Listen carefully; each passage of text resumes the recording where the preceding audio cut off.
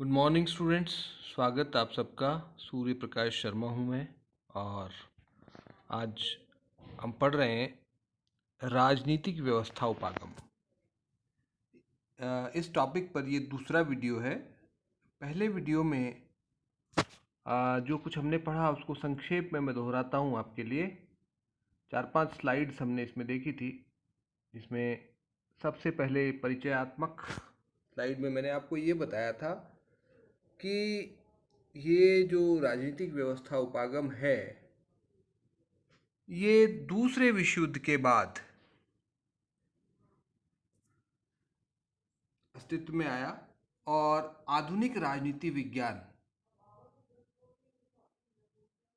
द्वारा विकसित किया गया।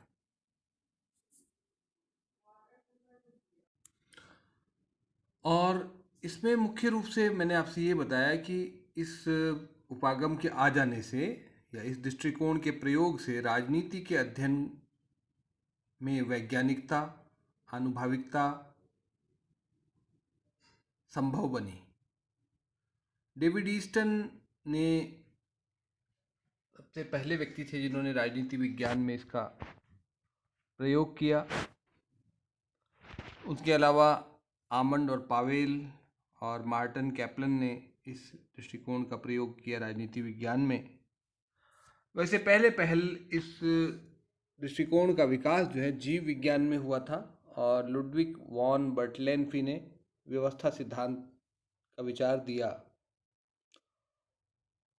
उसके बाद विभिन्न समाज विज्ञानों में होते हुए, इसमें मनोविज्ञान, समाजशास्त्र, मानव शास्त्र वगैरह शामिल हैं, ये राजनीति विज्ञान में आया और राजनीति विज्ञान में पहली बार डेविड ईस्टन ने इसका प्रयोग किया।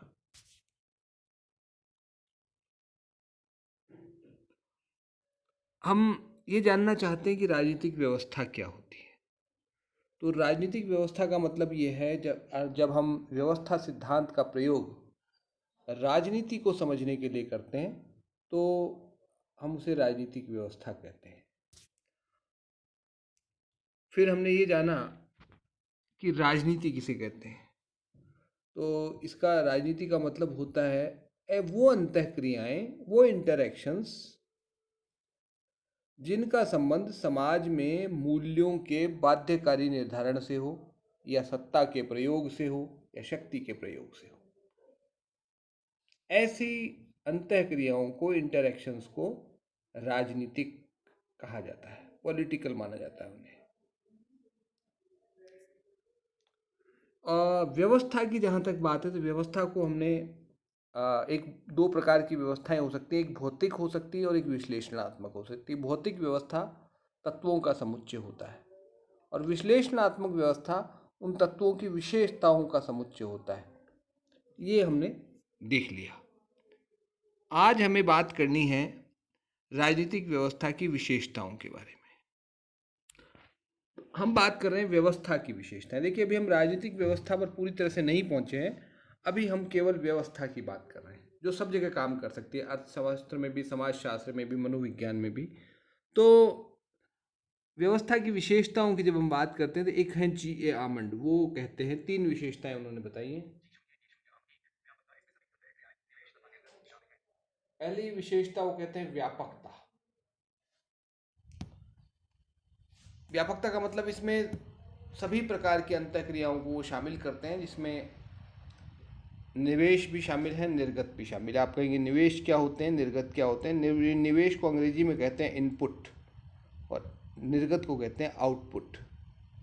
निवेश का मतलब वो चीज़ जो व्यवस्था में जाती है बाहर से, और निर्गत आउटपुट का मतलब वो चीज़ जो व्यवस्था बाहर अपनी ओर से प्रोड्यूस करती है, उत्पन्न करती है। इसको हम जैसे एक मशीन में मान लीजिए कच्चा माल कह सकते हैं निवेश को, और तैयार माल कह सकते हैं निर्गत को। दूसरा, अंतर्निर्भरता की बात करते हैं। अंतर्निर्भरता का मतलब ये है कि व्यवस्था के जो विभिन्न भाग हैं वो आपस में अंतर्निर्भर होते हैं, एक दूसरे से प्रभावित होते हैं और एक दूसरे को प्रभावित करते हैं।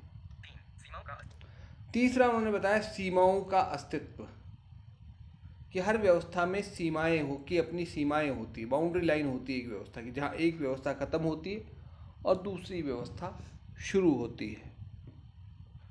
जैसे इसका मतलब ये भी कह सकते हैं कि व्यवस्था का पर्यावरण होता है एक, जैसे जहाँ राजनीतिक व्यवस्था खत्म होती है वहाँ आर्थिक व्यवस्था शुरू हो जाती है, सामाजिक व्यवस्था, सांस्कृतिक व्यवस्था, धार्मिक व्यवस्था, ये सब शुरू होते हैं।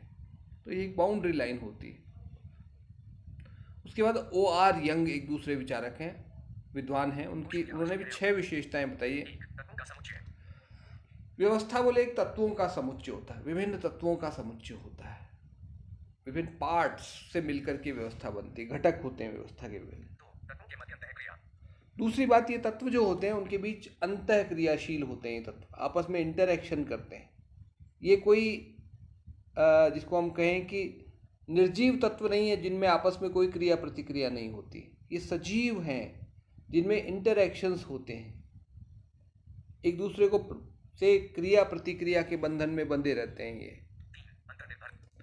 तीसरा, अंतर्निर्भरता। जब क्रिया प्रतिक्रिया करेंगे तो अंतर्निर्भर भी होंगे, एक दूसरे पर निर्भर, एक दूसरे को प्रभावित करेंगे, एक दूसरे से प्रभावित होंगे।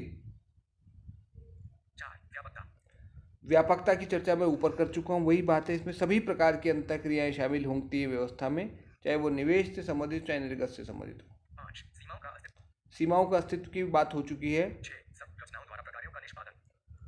फिर नेक्स्ट है संरचनाओं द्वारा प्रकार्यों का निष्पादन। व्यवस्था के अंदर विभिन्न संरचनाएं होती हैं जो अलग अलग फंक्शंस को संपन्न करती हैं। तो ये 6 विशेषताएं O.R. यंग ने एक व्यवस्था की बताई है। अब हम बात जो करेंगे अगली स्लाइड में वो है राजनीतिक व्यवस्था क्या होती है। ये हमने एक व्यवस्था की बात की अब तक, राजनीति का अर्थ समझा, व्यवस्था का अर्थ समझा और व्यवस्था की विशेषताओं की बात की। अब जो हम बात करेंगे वो है राजनीतिक व्यवस्था, उसका क्या मतलब होता है, उसको समझने की कोशिश अब हम करते हैं। राजनीतिक व्यवस्था किसे कहते हैं? देखिए, सबसे प्रमुख परिभाषा डेविड ईस्टन की है, ये आपको याद हो जानी चाहिए। डेविड ईस्टन साहब क्या कहते हैं? ये डेविड ईस्टन वही हैं जिन्होंने पहली बार राजनीतिक व्यवस्था उपागम का प्रयोग किया राजनीति विज्ञान में, है ना। ये पहले व्यक्ति हैं, याद रखिएगा आप लोग। डेविड ईस्टन क्या कहते हैं? राजनीतिक व्यवस्था उन अंतःक्रियाओं का समुच्चय है जिनके द्वारा किसी समाज में आधिकारिक एवं बाध्यकारी मूल्यों का निर्धारण होता है। क्रियान्वयन को छोड़ दीजिए आप, निर्धारण होता है, बस इतना ही रखिए आप, समझ लीजिए इस बात को। राजनीतिक व्यवस्था क्या है? उन अंतःक्रियाओं का समुच्चय, समुच्चय मतलब समूह, अंतःक्रियाएं इंटरैक्शंस, क्रियाएं प्रतिक्रियाएं, है ना।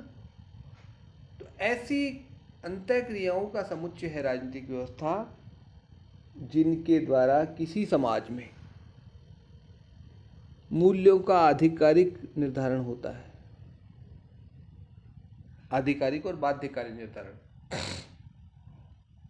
मूल्य किसे कहते हैं? मूल्य मतलब आदर्श, मान्यताएं, विश्वास, धारणाएं वगैरह वगैरह, इनका निर्धारण बाध्यकारी हो। यहाँ पर मूल्यों का अर्थ ये विभिन्न अर्थों में नहीं है। मूल्य यहाँ पर एक तरह से आदर्श कह लीजिए, नियम कह लीजिए आप, नियम।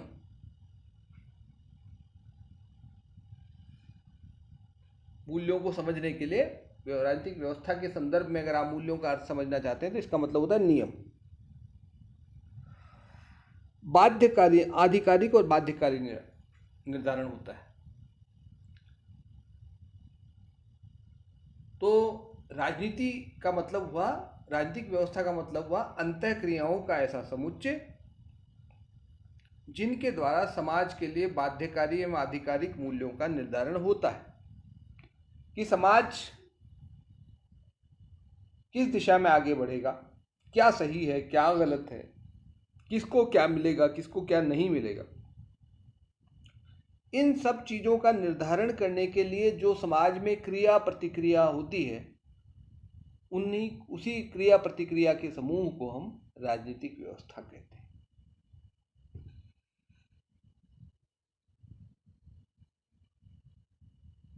इस परिभाषा से चार बातें स्पष्ट होती हैं। पहला, अंतःक्रियाओं का समुच्चय। राजनीतिक व्यवस्था क्या है? अंतःक्रियाओं का समुच्चय है। यानी ये व्यक्तियों का समुच्चय नहीं है, व्यक्तियों के बीच होने वाली अंतःक्रियाओं का समुच्चय। जैसे आपने राज्य पढ़ा था ना, राज्य का तो एक तत्व था मनुष्य। यहाँ पर मनुष्य का होना पर्याप्त नहीं है राजनीतिक व्यवस्था के लिए। मनुष्यों के बीच अंतःक्रिया होना जरूरी है। और कैसी अंतःक्रिया? जिसके द्वारा समाज के लिए मूल्यों का बाध्यकारी निर्धारण होता हो, ऐसी अंतःक्रियाएं होनी जरूरी है। तो अंतःक्रियाओं का समझ। दूसरी बात, मूल्यों का निर्धारण। राजनीतिक व्यवस्था क्या करती है? मूल्यों का निर्धारण करती है। ये निर्धारण कैसा होता है? आधिकारिक होता है, यानी सत्ता एक प्रभावी होता है, ये अधिकार पूर्ण होता है ये निर्धारण। और चौथी बात, ये निर्धारण बाध्यकारी होता है, यानी सबको मानना जरूरी है। अगर कोई नहीं मानता तो उसके खिलाफ कार्रवाई हो सकती है। दूसरी परिभाषा रॉबर्ट डहल की है। वो क्या कहते हैं? राजनीतिक व्यवस्था मानव संबंधों के निरंतर जारी रहने वाले प्रतिमान के रूप में, मानव संबंधों का निरंतर जारी रहने वाले प्रतिमान के रूप में परिभाषित किया जा सकता है।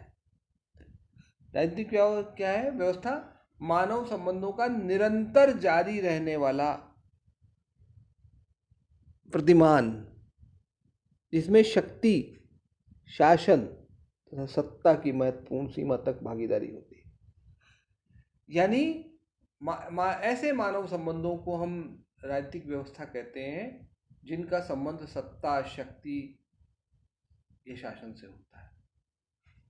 ये कहा रॉबर्ट डहल ने।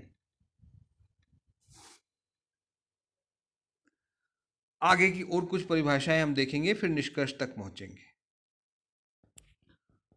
अगली स्लाइड पे हम चलते हैं। यहाँ पर दो परिभाषाएं मैंने लिखी है, पहली छोड़ दीजिए आप, दूसरी पे आ जाइए। हमें एक तो डेविड ईस्टन की परिभाषा जरूर याद रखनी है, रॉबर्ट डहल की आप याद रखें ना रखें कोई बात नहीं। डेविड ईस्टन की परिभाषा और दूसरी आमंड और पावेल की परिभाषा याद रखनी है। आमंड ने क्या कहा है? आमंड के अनुसार राजनीतिक व्यवस्था सभी स्वतंत्र समाजों में पाई जाने वाली, कहाँ पाई जाती है? सभी स्वतंत्र समाजों में, अंतःक्रियाओं का ऐसा समुच्चय है जो न्यूनाधिक वैध भौतिक बल के प्रयोग द्वारा आंतरिक रूप से तथा अन्य समाजों के प्रति एकीकरण तथा अनुकूलन के प्रकारों का निष्पादन करती है। ठीक है, ये बात, इसमें भी बात वही कही गई है कुल मिलाकर के कि राजनीतिक व्यवस्था का संबंध, राजनीतिक व्यवस्था का निर्माण जो है अंतःक्रियाओं से होता है, और ये अंतःक्रियाएं वैध भौतिक बल के प्रयोग से संबंधित होती हैं, और इसके द्वारा क्या करती हैं? ये एकीकरण और अनुकूलन का कार्य करती हैं, यानी व्यवस्था को बनाए रखने में मदद करती हैं।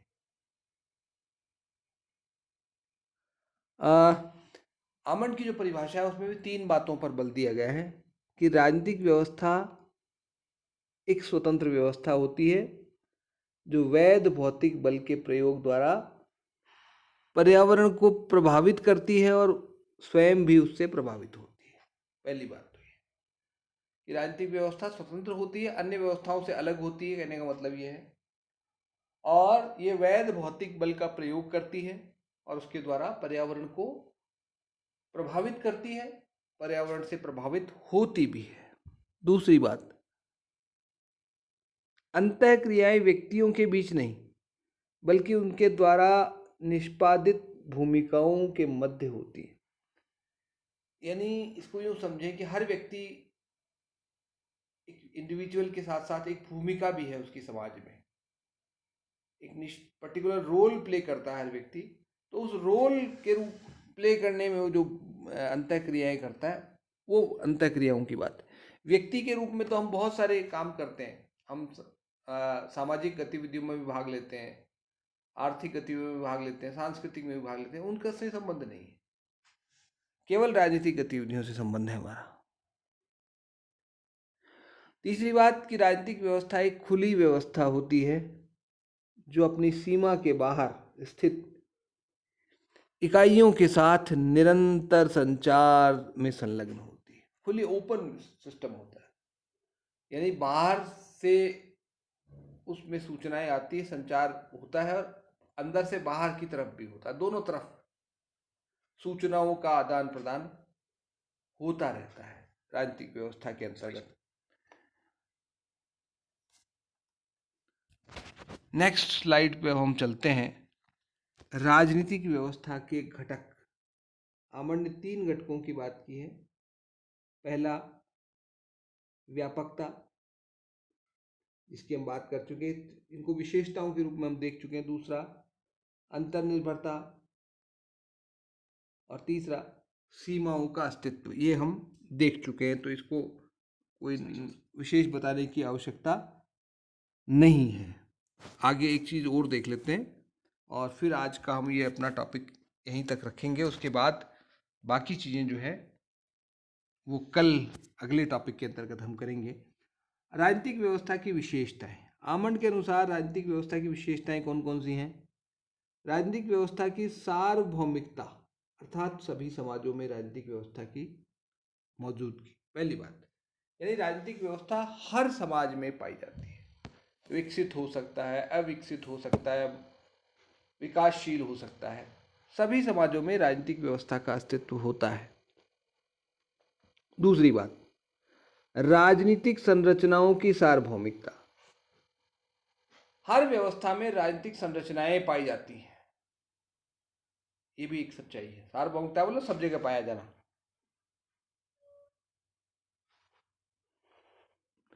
तीसरी बात, राजनीतिक प्रकार्यों की सार्वभौमिकता, अर्थात हर व्यवस्था, हर राजनीतिक व्यवस्था कुछ निश्चित प्रकार्यों का संपादन करती है।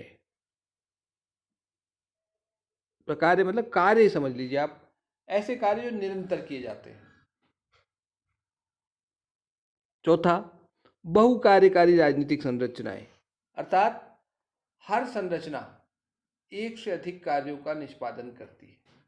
एक संरचना केवल एक कार्य नहीं करती बल्कि कई कार्य करती है। नेक्स्ट, राजनीतिक व्यवस्थाओं की मिश्रित सांस्कृतिक प्रकृति। इसका मतलब है कि प्रत्येक व्यवस्था में परंपरा एवं आधुनिकता का मिश्रण होता है। कोई भी व्यवस्था पूरी तरह से आधुनिक नहीं होती, कोई भी व्यवस्था पूर्णतया परंपरागत नहीं होती। तो ये हमने देखा।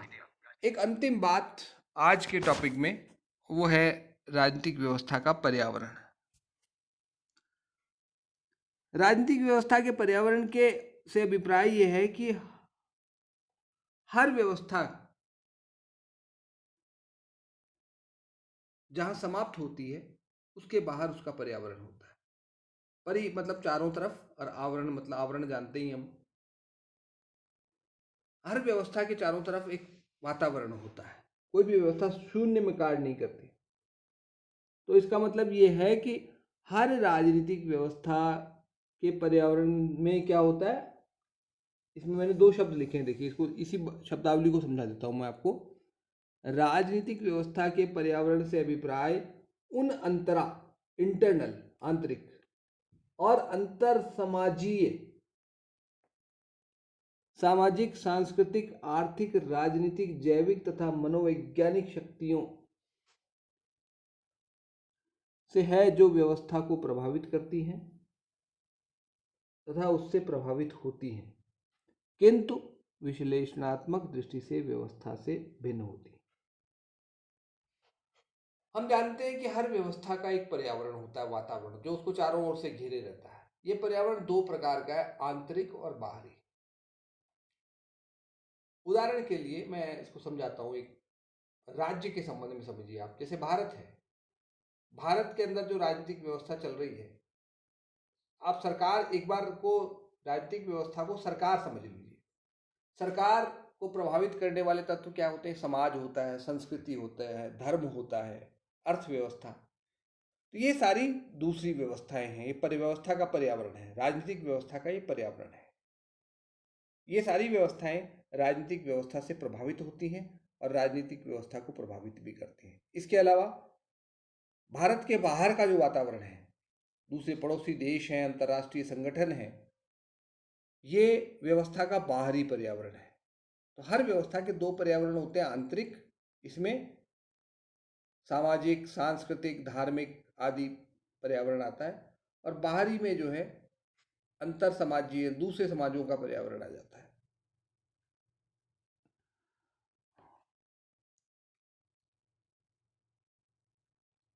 ईस्टर्न का दृष्टिकोण है, बताइए दिया, मैं आपको समझा चुका हूँ कि वो दो प्रकार का होता है। अंतर सामाजिक पर्यावरण अर्थात समाज व्यवस्था की अन्य उपव्यवस्थाएं। समाज व्यवस्था है वो एक सबसे बड़ी व्यवस्था है, उसके अंदर कई सारी उपव्यवस्थाएं, राजनीतिक व्यवस्था, सांस्कृतिक, आर्थिक। तो ये जो अन्य व्यवस्थाएं हैं ये अंतर अंतरा सामाजिक पर्यावरण होता है। एक अंतर सामाजिक होता है जो दूसरे समाजों से संबंधित, जैसे अन्य राजनीतिक व्यवस्थाएं और अंतर्राष्ट्रीय संरचनाएं आदि आदि इसमें शामिल होती हैं। तो चलिए आज यहीं तक रखते हैं। उम्मीद है आपको समझ में आई होगी बात। कोई कठिनाई हो तो आप मुझसे संपर्क करें। वैसे ये टॉपिक थोड़ा सा मुश्किल है, लेकिन आप अगर व्यवस्था को सरकार समझ लें तो मेरे ख्याल से काम बहुत आसान हो जाएगा, आपका बातें समझना आसान हो जाएगा। धन्यवाद।